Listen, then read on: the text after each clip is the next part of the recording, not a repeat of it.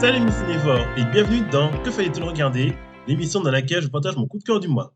Et pour ce mois de janvier, il faut reconnaître qu'après une année 2024 bien remplie en termes de cinéma, 2025 commence fort avec trois biopics très attendus. Mais d'autres films sont sortis et les projets atypiques et surprenants ont débarqué au cinéma.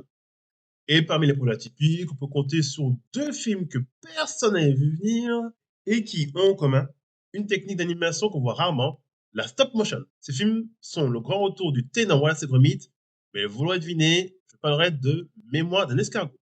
Parler de Mémoire d'un escargot, c'est aussi parler d'un film vraiment unique en son genre. Il a été réalisé par Adam Elliott, à qui on doit le film Mary et Max, sorti en 2009. Un film qui avait aussi fait forte impression. Le métrage raconte l'histoire de Grace, une jeune femme cabossée par la vie qui se remémore avec ses rares moments de joie, ses épreuves et l'espoir de retrouver son frère jumeau Gilbert. Et ce film est l'un des grands moments de cinéma du début d'année. Il rappelle à quel point l'animation en volume est géniale pour raconter une histoire, qu'elle soit joyeuse ou déprimante.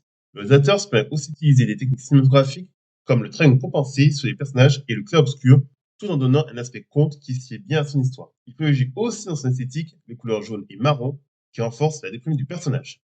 Putain, il est fort ce con. Je ne pense pas que ce film parle de dépression, mais plus du mal-être du personnage de Grace. C'est une jeune femme qui se déteste et qui se considère comme un escargot. Toute sa vie tourne autour d'eux, et cette passion fera d'elle une marginale, quelque chose qu'on trouve aussi dans Mireille et Max. Tout l'opposé de Gilbert et Pinky, qui sont des originaux certes, mais s'acceptent bien plus. C'est critiqueront le fait que le film soit moins bon que Mireille et Max, et qui se perd en abordant en surface thématiques, comme le fanatisme religieux ou encore les relations toxiques. Mais ces thématiques sont sous-jacentes comparées à la relation fusionnelle qu'elle noue avec Cesaro et son frère, sans oublier son amitié avec Pinky, les seules personnes qui la comprennent. Grace est un personnage attachant et c'est une vraie évolution tout le long. Quant au casting vocal, nous retrouvons Sarah Snook dans le rôle de Grace, Jake Weaver dans le de Pinky et Cody Smith McPhee dans le rôle de Gilbert, mais c'est vraiment en classe d'entendre Dominique Pinon qui double le père des deux enfants. Pour moi, c'est un film important non pas pour ce qu'il raconte, mais pour ce qu'il représente.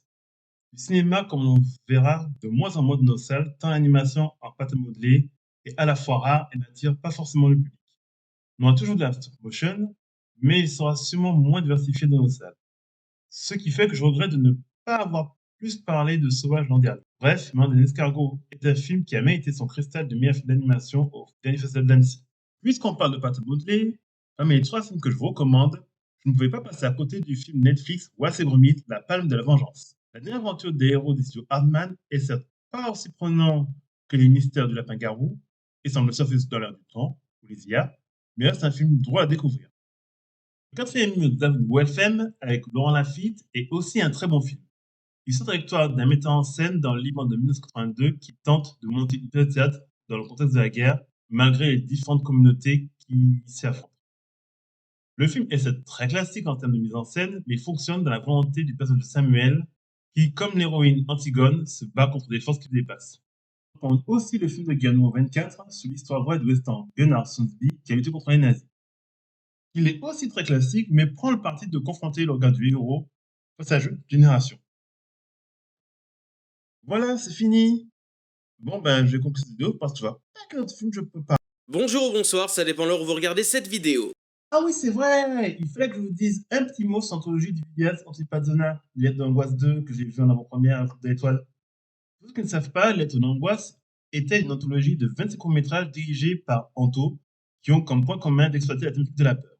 Je trouve que sa suite est moins diversifiée en termes de courts-métrages que son prédécesseur, qui jouait mieux cette thématique. Par exemple, on avait une section Panamodelé. Si. Mais j'ai passé un bon moment devant. J'ai bien aimé les segments B et Y, ainsi que ceux des vidéastes Binge Doctor et Nianco TV. Mais comme tout film à sketch, il y a du bon, de l'intéressant et d'autres. Non, non, ça marche pas. C'est de la merde. Et bonne soirée tout le monde. Voilà.